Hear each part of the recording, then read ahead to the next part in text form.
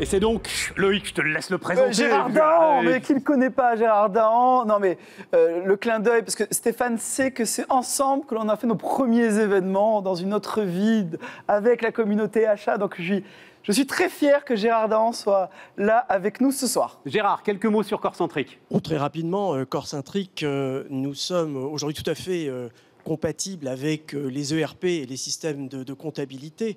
Nous sommes à même d'offrir une comptabilité par engagement, un suivi budgétaire en temps réel.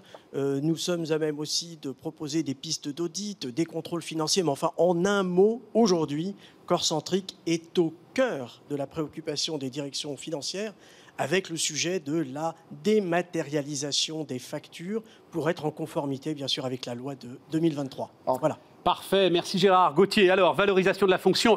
On l'a vu, les 2 premiers projets déjà en fait étaient d'une certaine manière dans la valorisation de la fonction.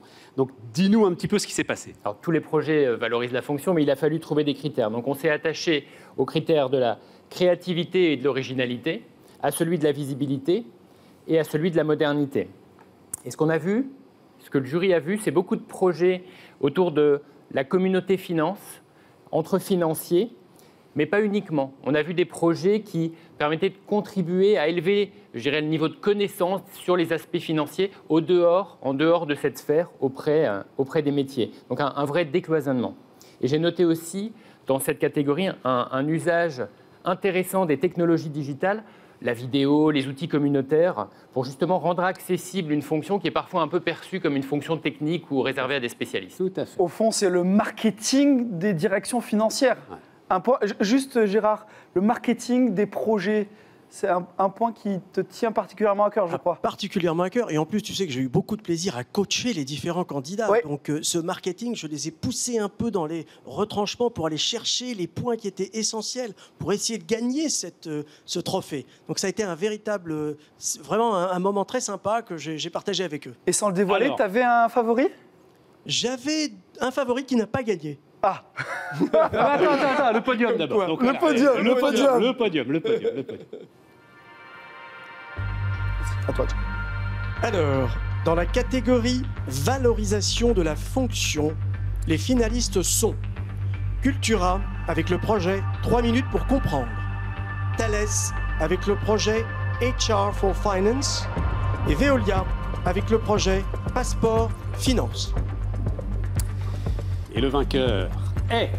And the winner is, comme on dit à Los Angeles, eh bien le jury a été extrêmement original aujourd'hui parce que nous aurons 2 lauréats qui sont ex aequo, Cultura et Veolia. Alors ils arrivent, Frédéric Maillard et Frédéric Selam. Frédéric Maillard pour Cultura, Frédéric Selam pour Veolia. Mais un mot quand même, Gauthier, comment ça, de vainqueur? Qu'est-ce que c'est que ce travail-là? Le jury a analysé, le jury a voté et les chiffres ont parlé. On est ressorti avec 2 projets éminemment méritants qui sont arrivés ex aequo premiers. Donc, Stéphane, tout est auditable, hein.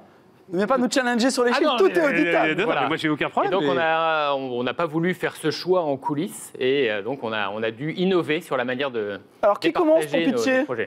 Alors, qui commence? Mais on le fait à pile ou face? On s'est dit qu'on allait le faire à pile ou face. Veolia, avancez-moi un tout petit peu. pile, Une petite et marque, voilà. Cultura, Très bien, face, Stéphane. ça vous va? Ça te va? Hop. Pile. Cultura. Cultura. Ordre alphabétique en plus. Voilà. Allez. Frédéric, on te laisse. Tu as une petite marque noire là au sol, juste au milieu. Voilà. Et donc c'est parti, tranquille, 3 minutes. Merci Stéphane. Je vais vous raconter C'est bon? C'est bon, tout roule. Je vais vous raconter une histoire. Il était une fois, chez Cultura, il y a 1 an, on sortait tout juste du premier confinement et on était un peu secoués. Nos ventes avaient basculé à 100% en digital pendant le confinement. Nos collaborateurs étaient massivement en télétravail et nos clients nous sollicitaient très fortement sur les réseaux sociaux.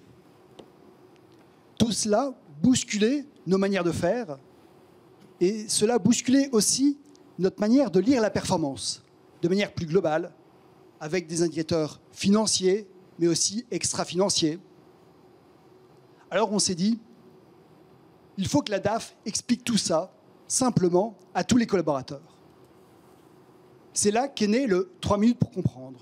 C'est-à-dire une vidéo courte, 3 minutes, diffusée à l'ensemble de l'entreprise, où des collaborateurs de la fonction finance, à tour de rôle, venaient expliquer les résultats, les faits marquants, nos plans d'action et nos grands indicateurs financiers et non financiers.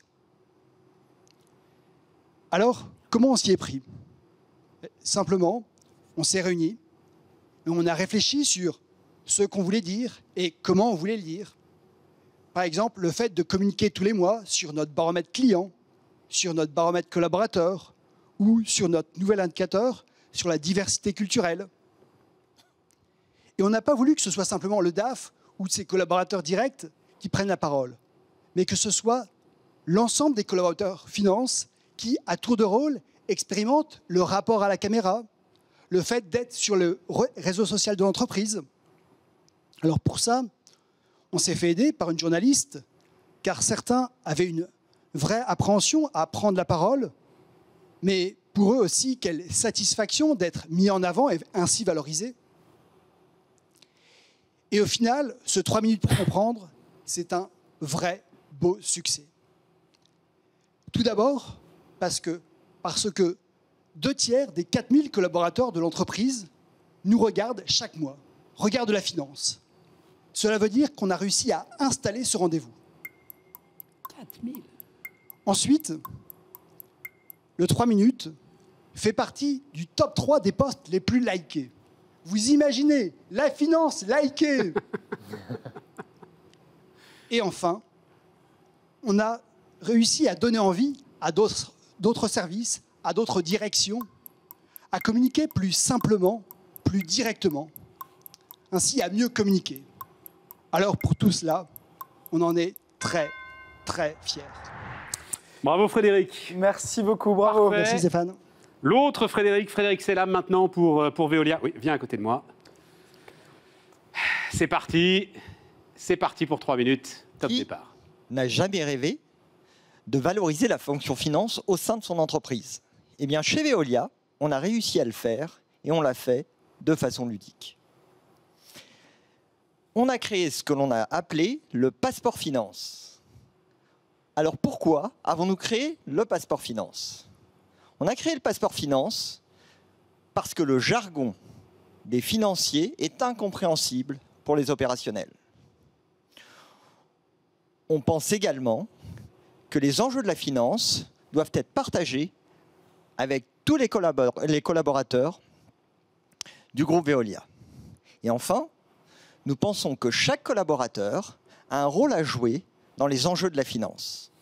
Alors comment avons-nous fait pour créer le passeport finance? Eh bien, on a réuni des financiers du monde entier. On a partagé ensemble et on a réfléchi aux thèmes que nous voulions développer et partager avec les autres fonctions. On a rédigé nos scripts. On a demandé à un illustrateur de créer des graphismes humoristiques. Et on a fait tourner nos financiers devant une caméra. Résultat, un programme d'acculturation ludique et viral pour tous, financiers et non financiers. 8 vidéos de 5 minutes chacune sur 8 thèmes clés de la finance. Chaque vidéo est validée par un quiz pour être certain de la compréhension des enjeux de la finance. Alors dans ces vidéos, on retrouve le reporting financier, le pilotage du cash, et on a même réussi à parler des normes IFRS de façon simple et ludique.